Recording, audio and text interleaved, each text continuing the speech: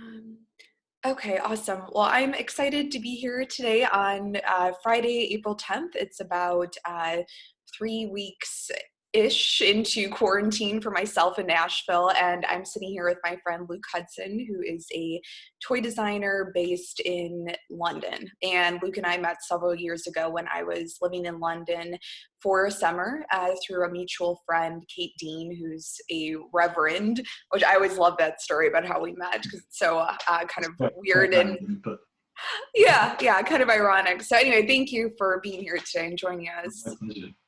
So you design toys, and like we were just talking about, your work is still present. You're still able to work from home during this time. But I would be Yeah. curious to know, has your work routine changed at all?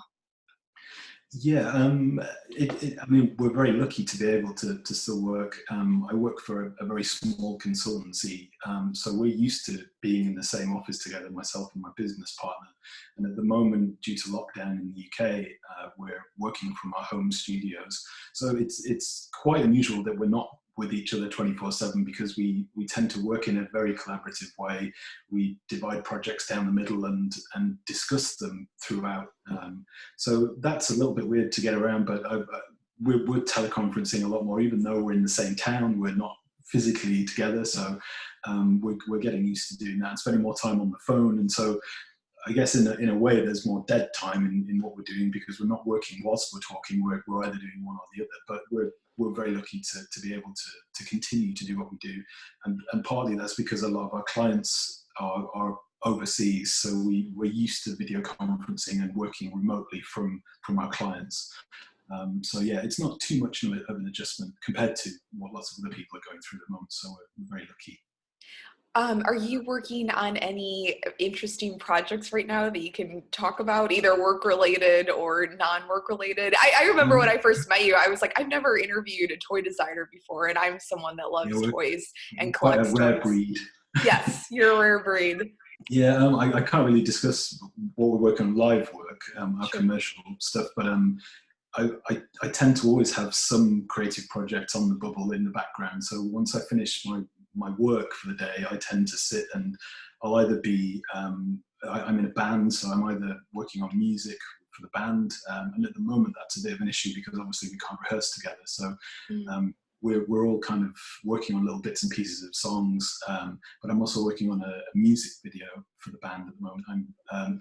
I worked on some animation quite a long time ago, and I haven't done any for a while. So I think that's one of the positives about the lockdown situation is that you have no excuse, really, given the amount of time that you have on your hands, where you can't go out and socialize and do the things you usually do. So I think that's a positive that you can kind of dedicate yourself to getting to grips with maybe a new creative skill, or getting, dusting the rust off something that you did once but you're not quite up to speed with. So that's what I'm doing. But I was saying earlier that it's not so much the kind of cutting edge animation side of it. It's the kind of movie background stuff that I'm working on, because I'm finding, in a way, it's quite difficult to focus on something that requires all of my creativity, because there's so much distraction, and obviously, given the situation being so serious, it's hard to just think, oh, I'll relax and do this creative thing and throw myself wholeheartedly into it.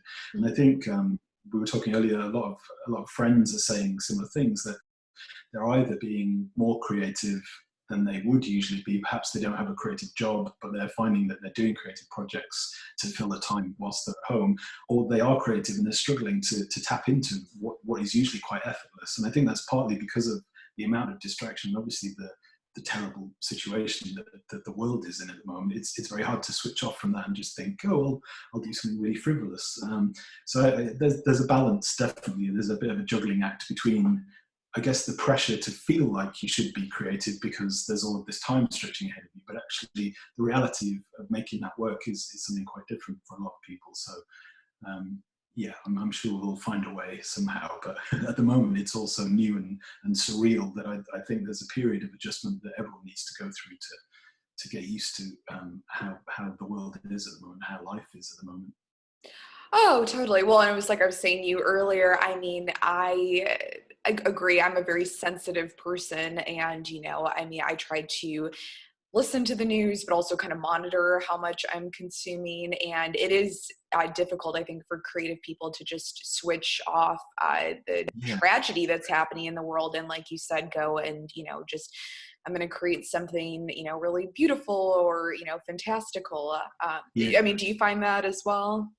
Yeah, I heard an interview actually with an artist, a musician on the radio the other day, and she was saying that she's been writing a lot of music, but the first couple of songs that she wrote were too obviously related to the situation. You know, she was mentioning Corona specifically and saying that's not going to be a cool song for any length of time. It's really just to purge that feeling. I guess it's just important to let that out somehow and to deal with it. And I think obviously there's such a therapeutic effect with creating any art. It's so personal and it's so much a part of you that you're kind of you're flushing out somehow. So I think there's definitely merit in that. Not necessarily to suggest that it's going to be the best work you've ever done, but if that helps, then that's not a bad thing. But yeah, I'm kind of I'm kind of over the initial shock and horror of it, I think, and because for the first week of lockdown, certainly it was such a strange scenario to. I don't feel like I'm overly sociable anyway. I'm not out all the time, but just to have that taken away from you and to not be able to go out when you want to, you realise how important that freedom is to go for a walk or to go to the shops. So yeah, it's kind of I'm certainly a lot better than I was in that first week because it was just so hard to focus on anything. It's more you're trying to survive really in some sense and thinking there's this danger. So I think it goes back to very very base, very natural, "Oh, I need to run away" kind of feelings rather than I need to apply myself to my job and I need to continue to take things seriously and kind of get stuck into projects. But yeah, I just think that's part of the process because it's so weird, isn't it?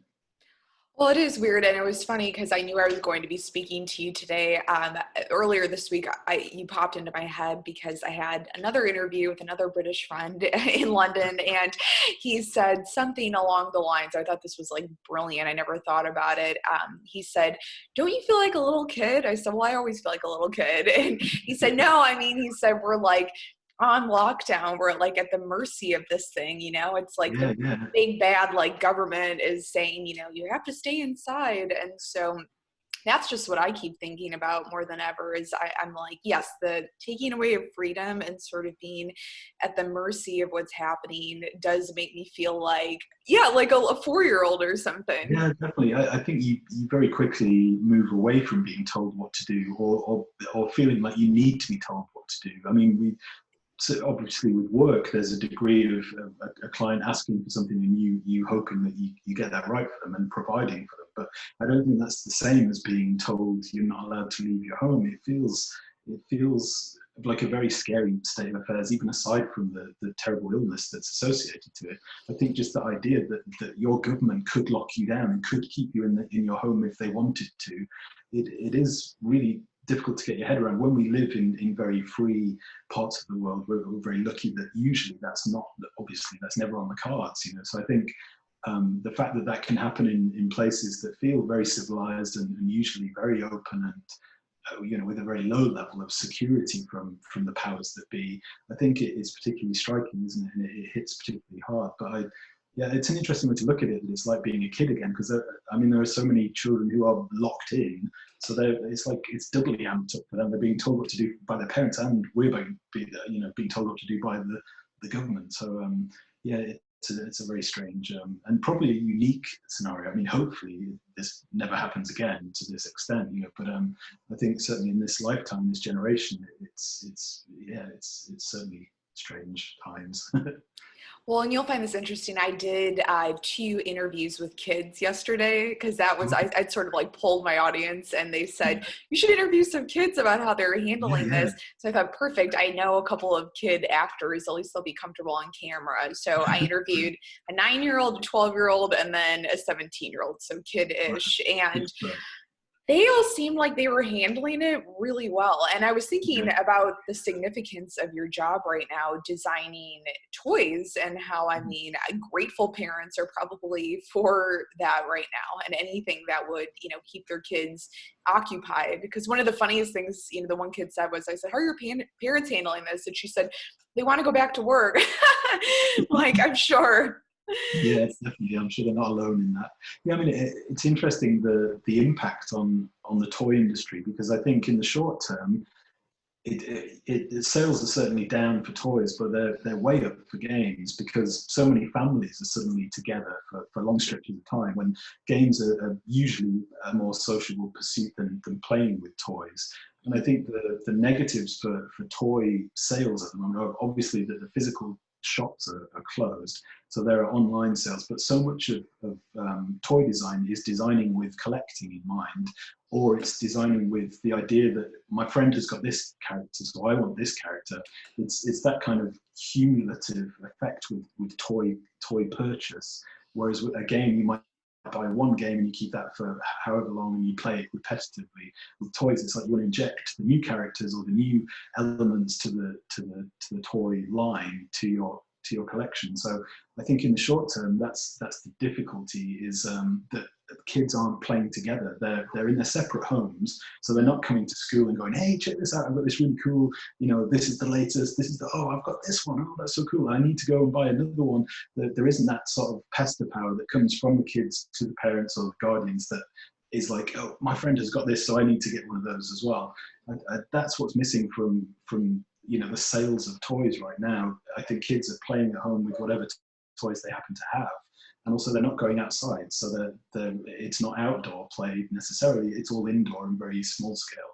But then I suppose you're seeing a lot more kids who are being creative, or their parents are helping them to get stuck into creative projects. They're making things rather than buying things, because they can't get out to buy the things.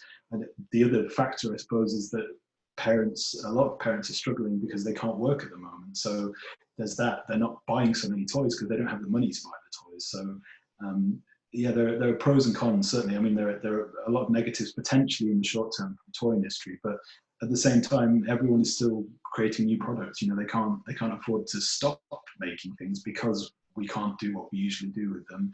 I think the clients that we've spoken to and our friends in the industry, although they're working remotely, they are still all doing what they do. It's just that they're not in the same room doing it. So they're kind of still sending what they need to send here, and that's going to there. And I think obviously because of the problems in Asia, a lot of the factories have been closed for 3 or 4 months, but they are beginning to reopen because there's a bit more of a lid on the situation in Asia now. So I think things will get back to a type of normal. It won't be the same normal that we had before, but I think eventually things will come out the other end. And yeah, I'm sure there'll be a dip, but these things do tend to go up and down anyway. So yeah, we'll see how it runs. Well, I am curious because you're similar to me where you're used to working at home. I was fortunate enough to be able to see your, home studio and office, and it was really Yeah, very cool. I feel like a lot of people right now are struggling to work from home. That's something that I've yeah, heard. Even I was having a conversation with my aunt yesterday, and she said, one of our good friends always had an office. Now he's at home and he's having a hard time dialing in a focus and yeah, creating yeah. a schedule for himself. So, you being someone, again, like me, where I've always worked from home, do you have any advice for people on how to even just like structure their workday?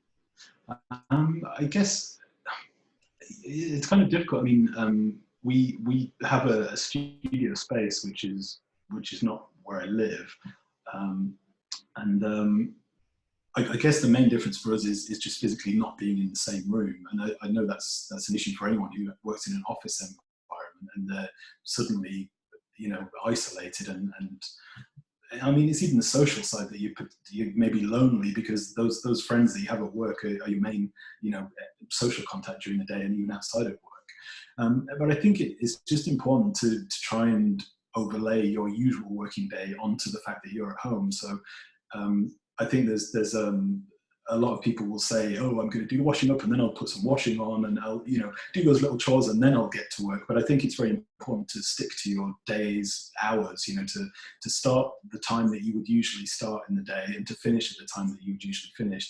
I think the complication is obviously a lot of families at the moment have their kids at home too. So it's very difficult to make that work. But I think as far as you can, it's really important to try and stick to those daily working hours, because that helps you to feel like, oh, it's lunchtime now, I can take my break and do those things that you usually do that break up the day. Yeah, I mean, it is difficult if you're not used to working from home. I think it can be very lonely.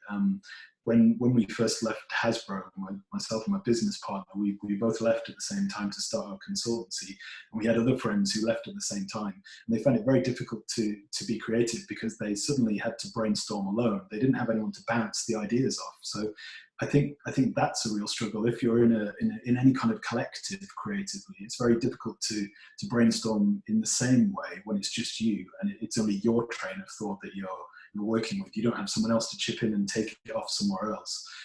But I think because Zoom and Skype have blossomed so much, I think it's, if at all possible, that's the way to tap back into that sort of social aspect of being at work, is to Zoom. I mean, I'm sure everyone's doing that anyway. There's various ways that you can teleconference, but it's just really important to try to keep your ideas fresh in that way, because we're finding it difficult not being able to physically go and store check. A lot of what we do is foundational research. So at the start of most projects, we'll go and do a store check, look at relevant product that's already out there and how it's sold, and also look at other product, not necessarily just toy product, but just to see at retail how things are sold, how they're presented, and what the context is, what the marketplace is like. When at the moment we can't do that. We were very lucky to be able to go to a shopping centre just before lockdown, and the project that we were working on at the time really needed that. It really benefited from a physical check of the stores and to sort of piece everything together to say, this is what the world is like right now for this type of product, this is where we can take it. I think the difficulty is if all you have is Google and the internet, your sort of the breadth of your search suddenly narrows. Even though the internet is a gigantic, splendid thing, it's not the same as seeing the world. I was talking to a friend this morning, and he was saying that he's struggling with not being able to physically get out to get inspiration. It's just him and his computer now and his home. So it's very difficult. I think those inspiring bits and pieces that you can't even predict are what's missing for us from the research side of things, really, at the moment. You brought up an interesting point, which is, I was thinking of this yesterday because when I was writing my TED Talk last fall, I'm like a very social person. I'm always out and about, and I'm very spontaneous. And so similar to you, I'm very open, I'll share, ideas of people. I'm not afraid of people stealing them or whatever. And this has taken away, I think, that spontaneity that I like, where I would just be in a random conversation with someone and say, oh, I'm working on this thing. And, oh, what do you think about that? And I mean, nothing was pre-cooked. And now I found someone approached me about teaching a workshop yesterday, and same thing. I thought, I wish I had 10 friends to ask how this would benefit them, but it's almost it feels sort of calculated in a way. You know what I mean? It's taken away that natural collaboration that I love in my work. Do you know what I mean? Yeah, definitely. I think it's that randomness, isn't it? It's the stuff that you can't predict that you take for granted in day to day. The conversations that you have, like you say, well, you don't expect something to come out of it, but it does, just as a matter of course. And I think when you have to specifically contact somebody to speak to them, you have to pick up the phone, or you have to email, or you have to teleconference, that's a very different way to connect than just the people that you meet every day, or the people that you happen to be sharing the space with. I think when it's all purposeful, it's more formal in a way, so it's less relaxed, and it's less likely to bring up kind of cool random stuff, because nobody's really as relaxed and informal as they would be if it was just a face-to-face conversation. I think there are also a lot of people who have a bit of an issue with telephoning somebody, or with even teleconferencing. I think because you can see yourself on screen, that's kind of quite an unusual way to converse with someone. Usually it's just you're looking at them and you give them full focus, but when you can see yourself in the corner, it's a little off-putting for some people, I think. So there's all of that to get used to. But I saw a little snippet of the news, and somebody was saying that actually video conferencing is the same for your brain as face-to-face contact. So you get the same from having a video conference with family who you can't be with as you would from actually physically being with them. Obviously you can't give them a hug, but I think there's like a disconnect in your brain. Your brain doesn't realize that's not Lily sitting there in front of you. You know, it's like it's as rewarding in some ways. So I do think it's really important to stay connected. I know a lot of people are saying that at the moment, but I think the nature of this situation that we're in is very isolating, full stop. And you know, even though I have a partner and we have a dog and we have our little home unit, I think to not be able to just freely walk in the world and to meet with friends, you know, to go around for a cup of tea or you know, go to a pub. I think those are the things that everyone misses, where it's just relaxed, you know, no nonsense, just banter that you have with the people that are really dear to you. So yeah, I think that's the stuff that everyone kind of wants to get back to, but obviously it's going to be a while before we get back there. Well, you did bring up something interesting earlier when we were talking, which was how you feel like your conversations, though, even with like people in the business world, have been maybe more interesting, or like have gained like a, you know, deeper depth. I just think, you know, you put it perfectly. You said people are just kind of being more real. So maybe we could talk a little bit Yeah. about that, because I mean, I found the same thing. Like I said, I having a business call with someone yesterday who's interested in me teaching like a webinar, and you know, right away, I mean, she starts telling me, oh, I'm going through this and that and whatever, and I'm just like, wow, this is like so interesting. Even like strangers are feeling more compelled to open up, which I Yeah. kind of love, you know. Yeah, definitely. I think that yeah, it really feels like that's one of the positives to come out of this weird situation, is that people are being more human just in everyday contact. It's like the guy that my friend who I met this morning, and I don't know his name. We walk our dogs at the same place, and we see each other every morning. We just go hello. I think I had a conversation with him the first time I ever met him, and that was it. So I don't know anything about him really, but he lives nearby, and I saw him this morning.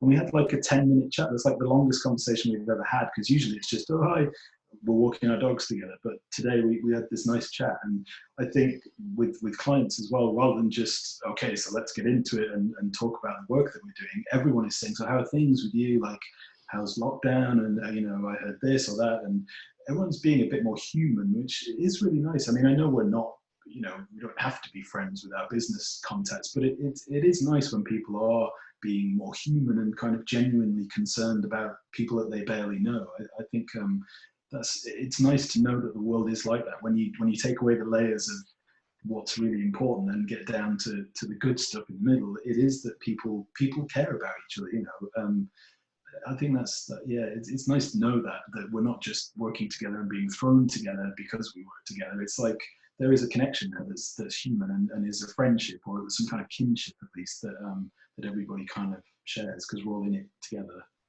Oh yeah, well, I mean, I would think that that would be especially unusual in the context of like the British culture being much more formal. I Yeah, mean, right? yeah, yeah, Um, definitely. I mean, yeah.